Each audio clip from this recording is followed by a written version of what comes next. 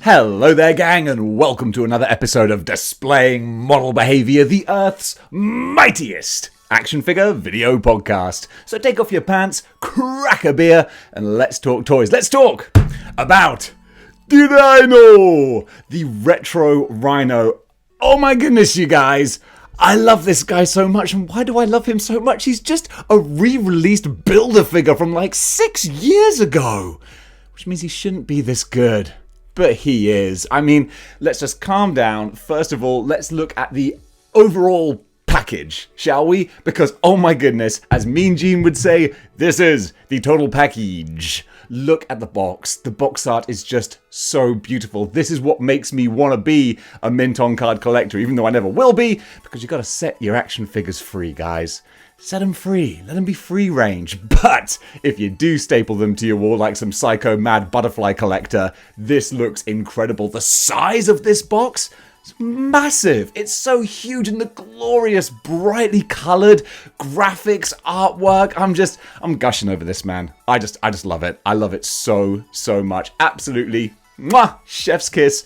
Gorgeous! But why are we just talking about the box? Let's get this son of a biscuit out and take a close look at him, because guys, this Rhino right here is the ultimate perfect Spider-Man Sinister Six classic villains Rhino. I say Sinister Six, he wasn't the founding Sinister Six member, I don't think. But, like, I claim to be the Spider-Man expert. Actually, I never claimed to be an expert. But Spider-Man fan, certainly. And I was like, was Rhino in the original Sinister Six? I don't think so. He was in the Insidious Six. Because apparently that word is fine, but Sinister isn't in American cartoons. Go figure. So yes, this is the Build-A-Figure. If you got the Build-A-Figure, is it worth the upgrade? That's the main question you're asking. Don't worry, I'm going to put your mind at rest right now. Yes, 100%. This is worth the upgrade. But what do you get for your money? That's the question. Justify yourself, Dave. Why is it worth the upgrade? Because it's so pretty. Okay, first of all, the original Build-A-Figure had a very plain, slightly plastic, just grey plastic sort of look. This has so much beautiful, don't know what the technique is, if it's dry brushing or airbrushing or whatever it is. This looks like a Rhino hide. This paint job is fantastic. Lighter in colour and just makes the lights and the darks kind of just pop, just pop out more like that. So pretty. But really, what sells me so much that I could barely even say it in a sentence? Too many S's. The new face sculpts are beautiful. So first of all, you've got the kind of one. And this is great grimacing, but more to the point, just the amount of detail that has been sculpted into this face and then painted beautifully. Don't know who the sculptor was. Maybe it's the same dude who does the 20th anniversary figures. If so, that would scan, because it's that same level of quality. The eyes, man. The eyes have it. These human eyes look so expressive. Like, this is why I can't quit Marvel Legends as much as I would like to. This might be controversial, come at me, bro, but I think McFarlane human figures, the faces kind of look a little bit trash. Yeah, I said it. Compared to this, Hasbro, top of the game, can't be beat. You know, it's as simple as that. Price hikes be damned. I'll call them like I see them. These are the best looking action figure faces you're gonna find, hands down.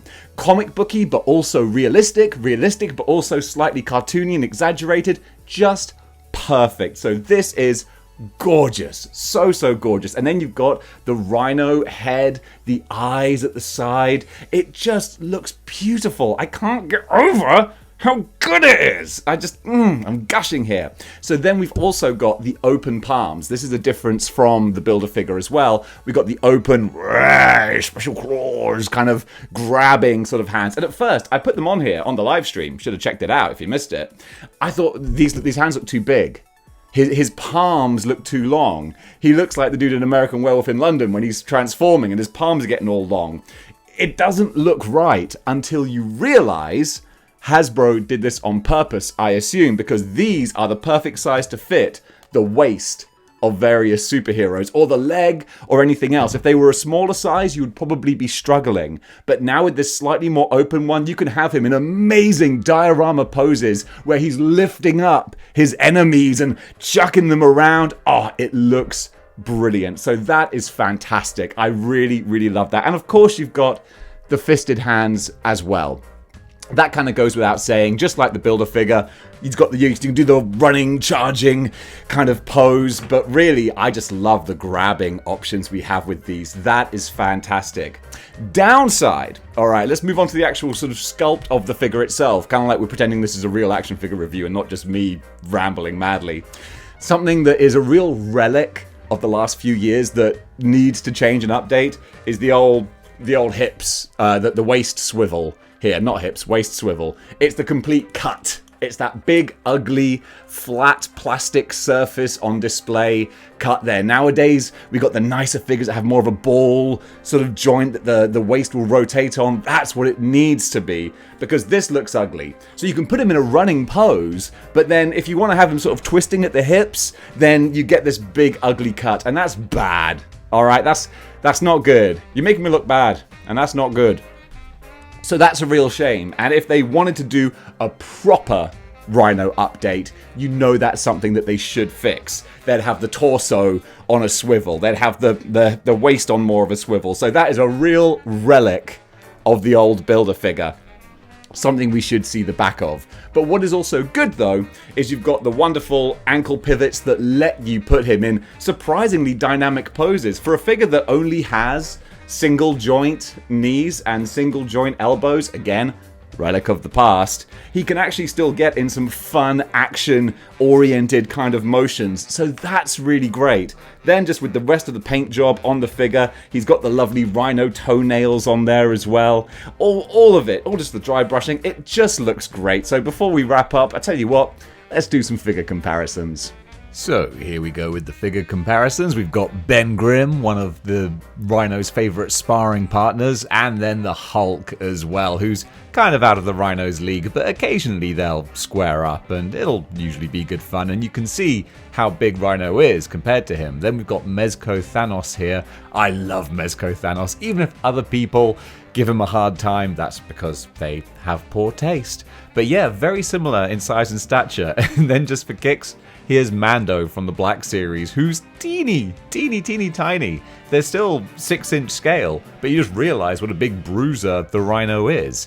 Then we got Ben Reilly Spider-Man, who is my go-to Spider-Man at the moment. I've sold the retro in anticipation of the Spinneret 2-pack, so can't wait to get that new Spidey. In the meantime, though, Ben looks fantastic, and he tussled with the Rhino when he was in his Spider-Man gear as well.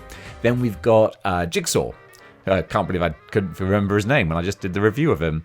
So we've got Jigsaw there, and I'm also going to mix things up a little bit with a 7-inch scale Storm Collectibles Axel Stone. Probably my favourite action figure. I love that guy so much. And then just for kicks, I'm going to throw in Michelangelo for another animal-themed character there. And those are the figure comparisons.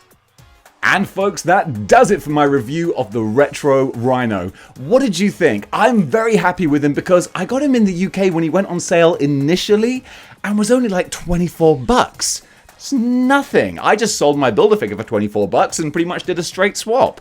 Fantastic. Now I see he's going for more like 40, which is more what you would expect for a big chunky figure. So I don't know how that price kind of worked out, but I'm glad I got him at this regular price. If I paid 40, I wouldn't have been so happy. In fact, if he was 40, I probably wouldn't have bothered doing the upgrade. So your mileage, easy for me to say, your mileage is going to vary depending on how much you pay for him.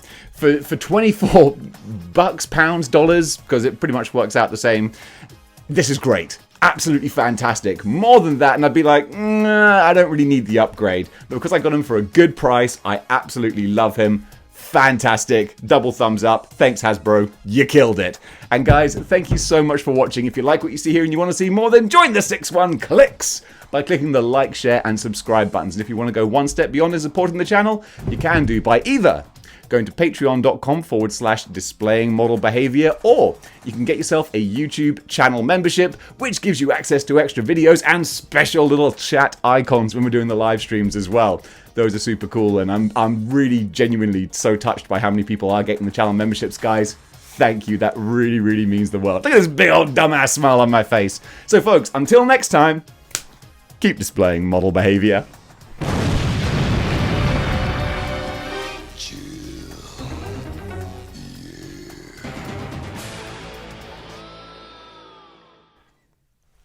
Hello there,